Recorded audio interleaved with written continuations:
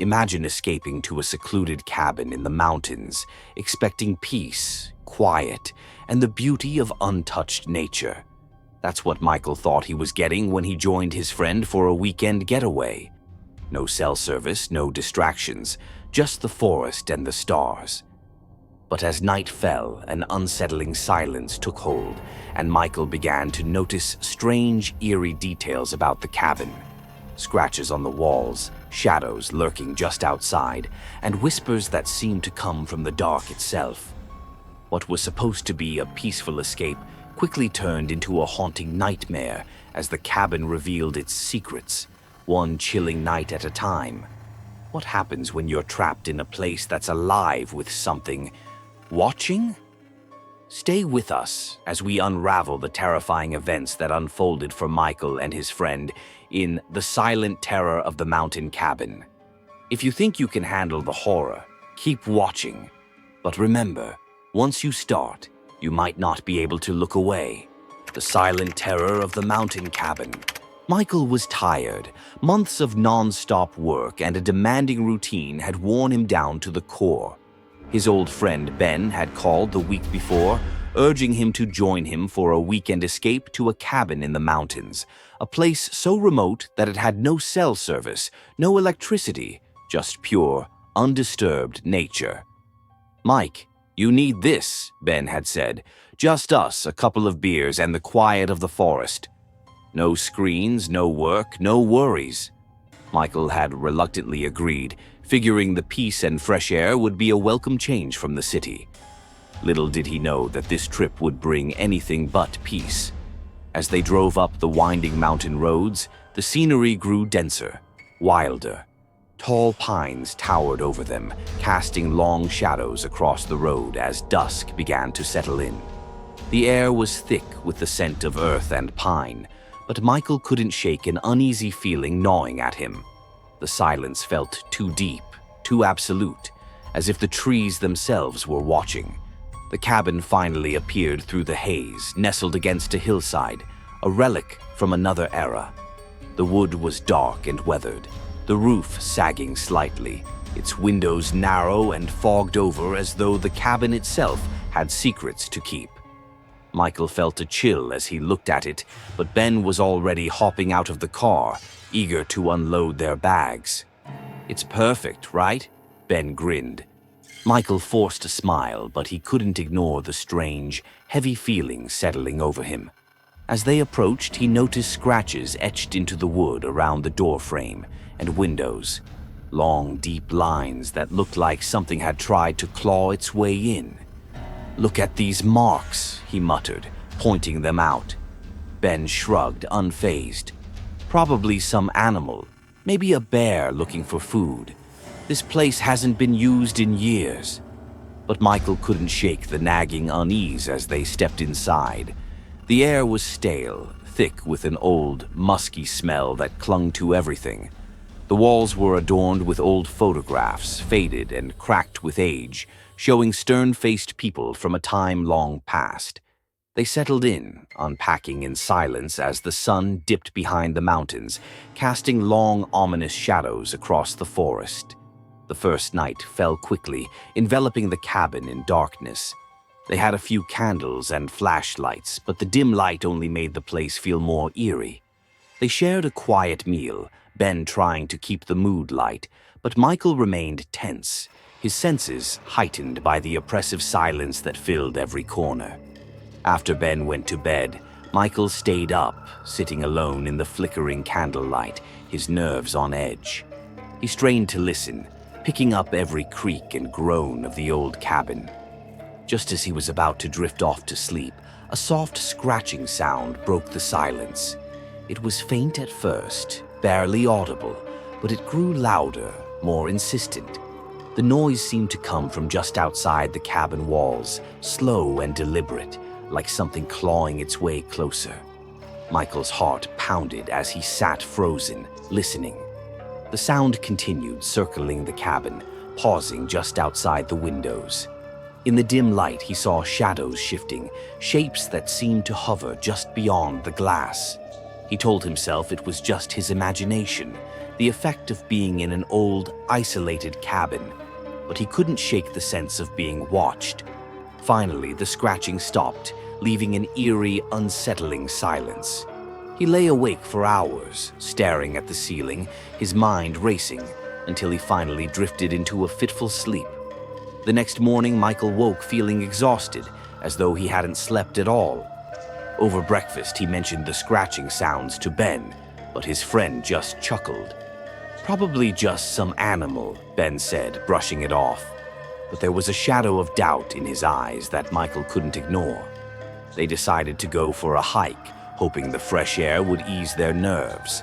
As they ventured deeper into the forest, Michael noticed strange symbols carved into several tree trunks. The shapes were twisted, almost unnatural, spirals and lines that seemed to form an ominous pattern. When he pointed them out, Ben shrugged, dismissing them as local graffiti. But the symbols unsettled Michael, leaving a strange feeling in his gut.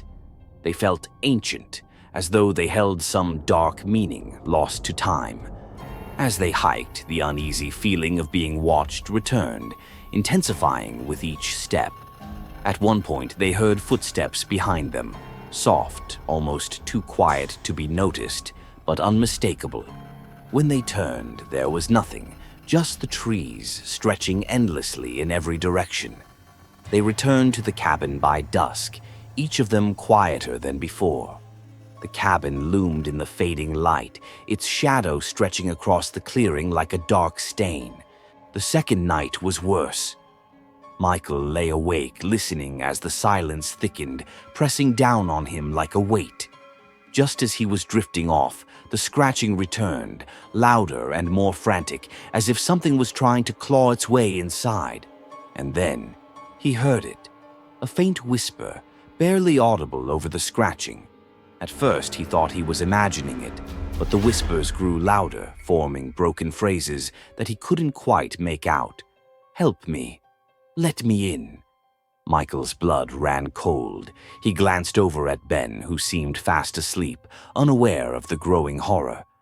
But then, just as suddenly as it had started, the whispering stopped, leaving only the soft creaking of the cabin and the distant rustling of leaves outside. Sleep was out of the question.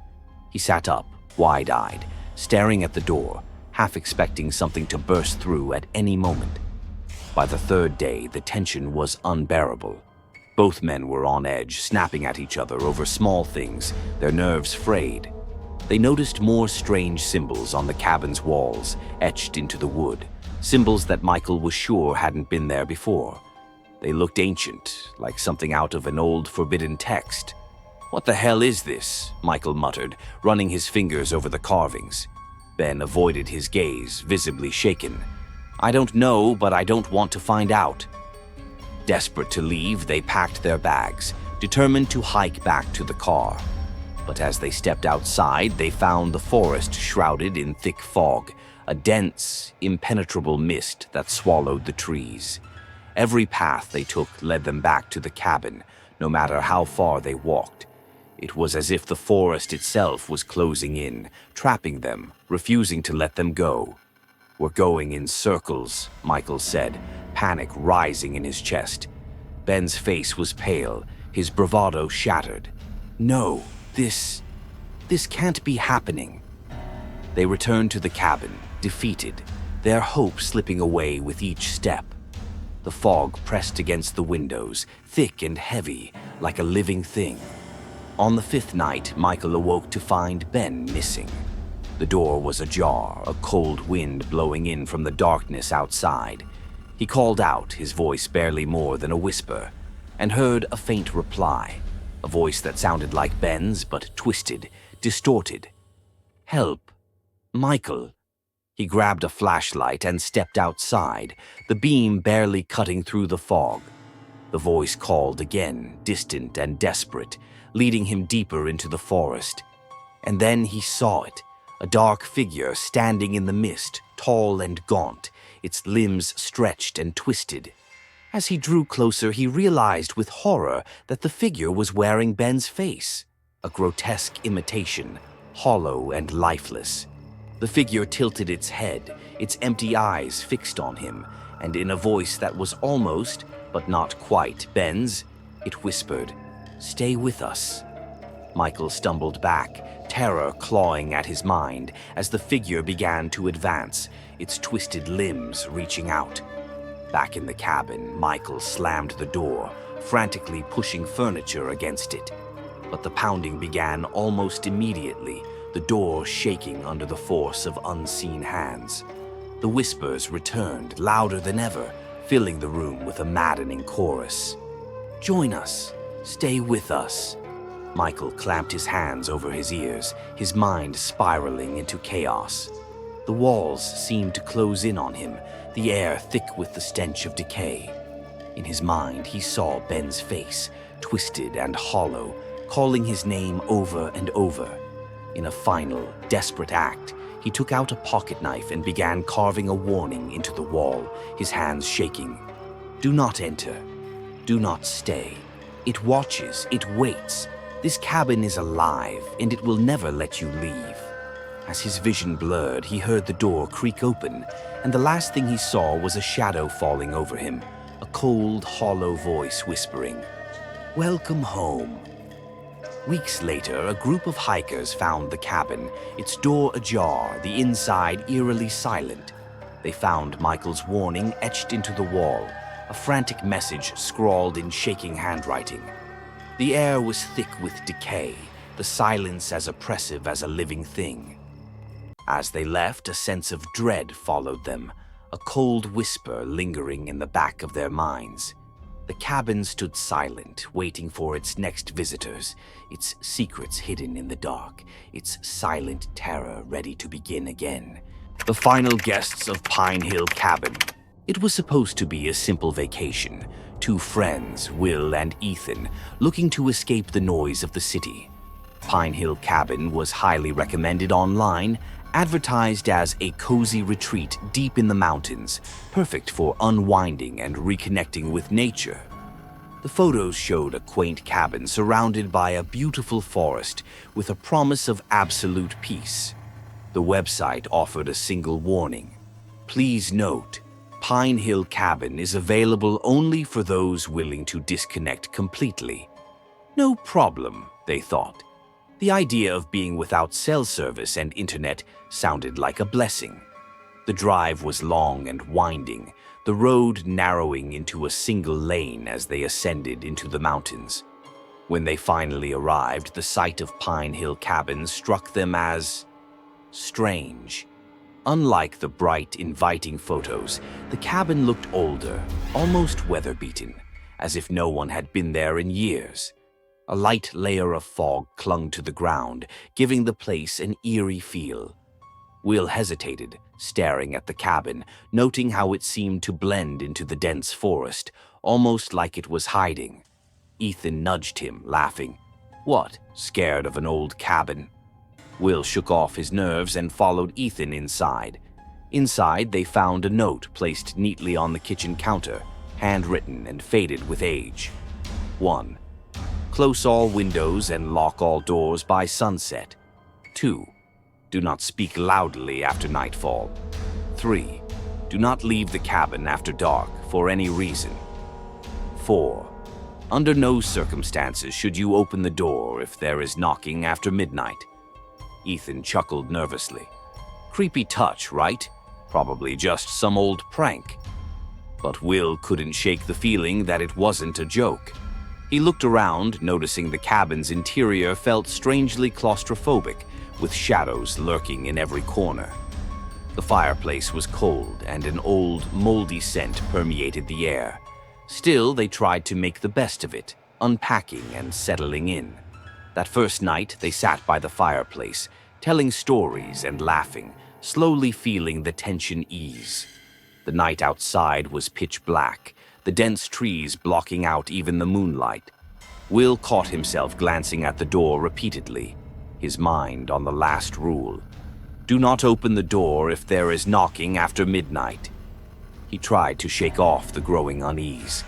They went to bed and the cabin was silent. But just as he was drifting off to sleep, a sound broke the stillness. A soft, persistent knock on the door. Will's eyes shot open, his heart pounding as he looked at the clock. 12:15 a.m. "Did you hear that?" he whispered to Ethan, who stirred but didn't fully wake up. The knocking continued, slow and deliberate. Will lay frozen in his bed, the rule echoing in his mind. Do not open the door if there is knocking after midnight. The knocking finally stopped, leaving only silence. Will didn't sleep the rest of the night. The next morning, Ethan dismissed Will's concerns, convinced it was a prank or an animal. They spent the day hiking, trying to ignore the unsettling atmosphere of the cabin. But strange things continued to happen. They returned that evening to find one of the windows wide open, though they were certain they'd closed it. A strange, earthy smell filled the cabin, like damp soil and rotting wood. Ethan made light of it, but Will couldn't ignore the nagging feeling that something was terribly wrong. That night, they carefully checked all the windows and doors, locking everything securely. As the sun dipped below the horizon, the air inside the cabin felt heavy, thick with an unexplainable tension. They sat in silence, each jumpy, waiting for something to happen. At midnight, the knocking returned, louder this time, insistent. Will glanced at the door, his heart racing. The knocking didn't stop. It grew more rhythmic, echoing through the cabin. "Who would be out here at this hour?" Will whispered. Ethan, his nerves beginning to fray, suggested they open the door and confront whoever was outside, but Will held him back, reminding him of the cabin's warning. They stayed put, sitting in tense silence, hoping the knocking would stop. It did, but then there was a sound of footsteps around the cabin, as if someone was walking in slow, measured circles just outside. Will and Ethan exchanged terrified glances, feeling trapped, unable to leave, bound by the rules that suddenly felt more like threats. The next day, desperate for answers, they explored the surrounding area, hoping to find other cabins or signs of people. Instead, they discovered an old, overgrown cemetery just a short walk from Pine Hill. Most of the tombstones were weathered and illegible, but one caught their eye, a simple, unmarked stone, newer than the others. Near it lay scattered, decayed objects, a rusted flashlight, a frayed piece of fabric, even an old journal. The journal's pages were yellowed, the ink smudged, but they could make out a few phrases. The knocking, the footsteps, never answer the door. Ethan's hands shook as he read the last entry. "If you're reading this, it's too late." They returned to the cabin, shaken, feeling as if they were being watched. A thick fog settled over the forest, wrapping around the cabin like a shroud. The cabin, which had once seemed small and cozy, now felt oppressive, like it was closing in on them. That night, they double-checked all the windows and doors, barricading themselves in. Will barely spoke, his mind racing, trying to understand what was happening. As midnight approached, the atmosphere grew tense, the air feeling thick and heavy. And then, at exactly 12 a.m., the knocking began again. Louder, more insistent, echoing through the cabin. This time, there was a voice, low and raspy, whispering from the other side of the door. "Let me in." Will and Ethan huddled together, paralyzed with fear, as the voice continued, each word growing louder, filled with rage. The walls seemed to vibrate, the windows rattling as if something was trying to force its way in. Suddenly, a single window shattered, and a cold, unnatural breeze filled the room. They could hear footsteps inside the cabin now, soft but unmistakable, moving closer. With horror, Will realized they were no longer alone. In a final act of desperation, Will grabbed Ethan, pulling him toward the back door. But as they reached it, they stopped, staring in disbelief. Outside, in the misty darkness, figures stood watching them. Dozens of shadowy forms with hollow eyes and twisted faces, all staring in silent anticipation. Will recognized one of them from the journal they'd found earlier that day, a man with a tattered shirt and empty eyes. Realizing there was no escape, Will and Ethan backed into the corner of the cabin, the shadows closing in, the whispers turning to screams. The last thing they heard was a low, hollow voice laughing. Days later, Pine Hill Cabin appeared back on the rental website, the listing unchanged, still offering a peaceful retreat for those looking to escape the city. And in fine print, beneath the warnings, a new line was added. The cabin awaits its next guests. The haunting of Ravenwood Cabin.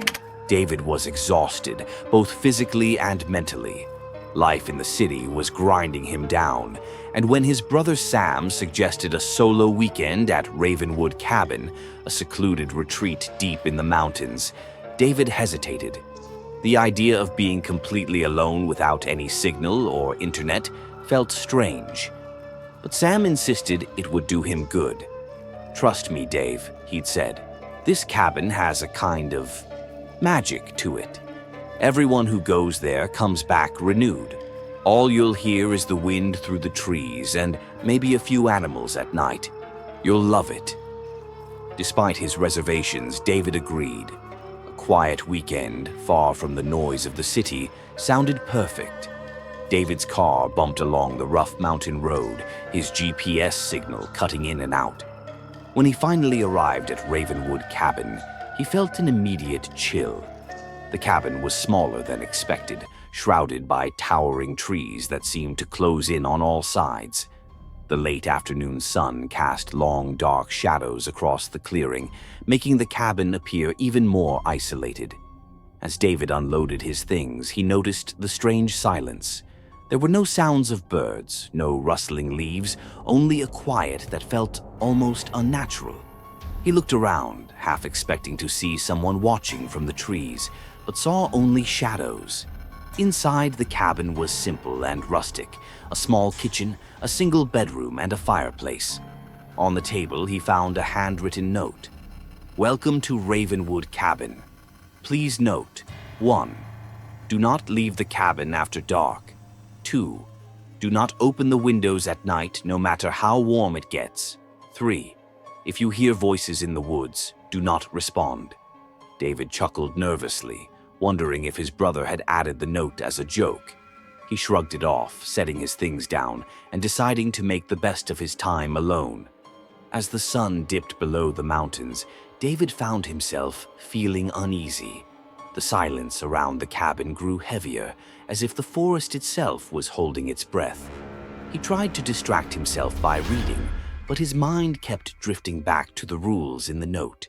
The idea of hearing voices in the woods made his skin crawl. Around midnight, just as he was dozing off, David heard it, a faint whisper like someone murmuring just outside the cabin. He sat up, his heart pounding, straining to listen. The whisper grew louder, forming broken phrases he couldn't quite understand. Convinced it was his imagination, he tried to ignore it. But the whisper continued, moving slowly around the cabin, pausing at the windows. David remembered the note's warning. "If you hear voices in the woods, do not respond." He lay in bed, his hands clenching the sheets, until the whispers finally faded. He didn't sleep the rest of the night. In the morning, David felt drained, as though he hadn't rested at all.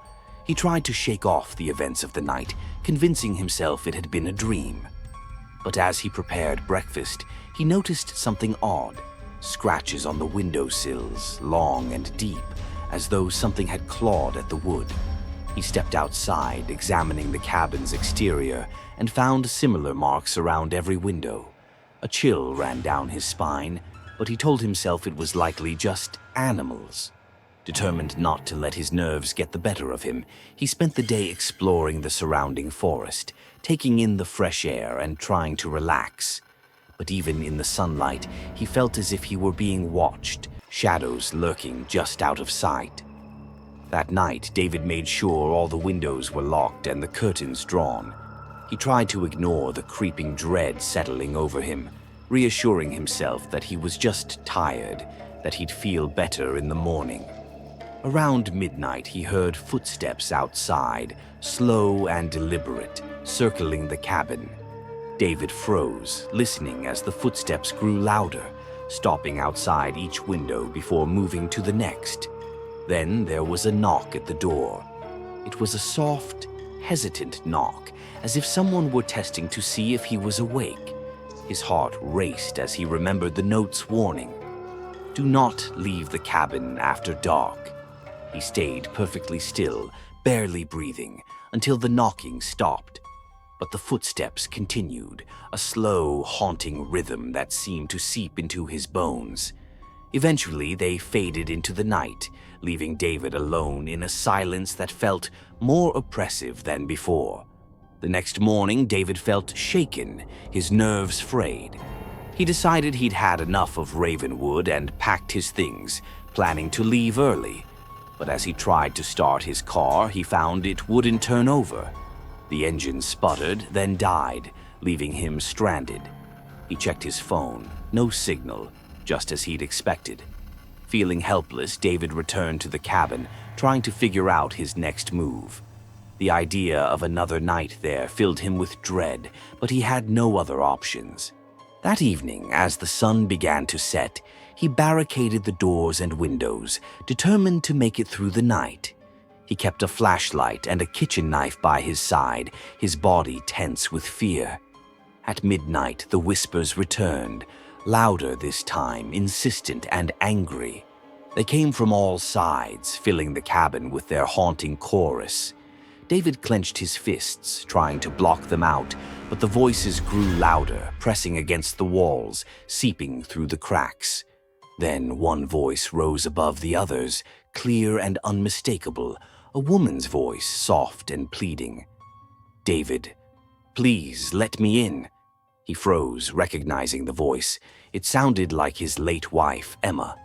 His heart ached as he listened, her voice filled with sadness and longing. But he knew it couldn't be her. Emma had passed away years ago, and there was no way her voice could be here, calling to him from the dark. David, I'm so cold. Please open the door. Tears filled his eyes, the pain of her loss resurfacing, but he fought the urge to respond. He knew deep down that whatever was outside was not his wife. The night stretched on, filled with whispers, footsteps, and the soft, mournful call of his wife's voice. David felt himself unraveling, his grip on reality slipping. He began to wonder if he was losing his mind, if the isolation and silence were driving him mad. Just before dawn, the voices stopped, leaving an eerie stillness.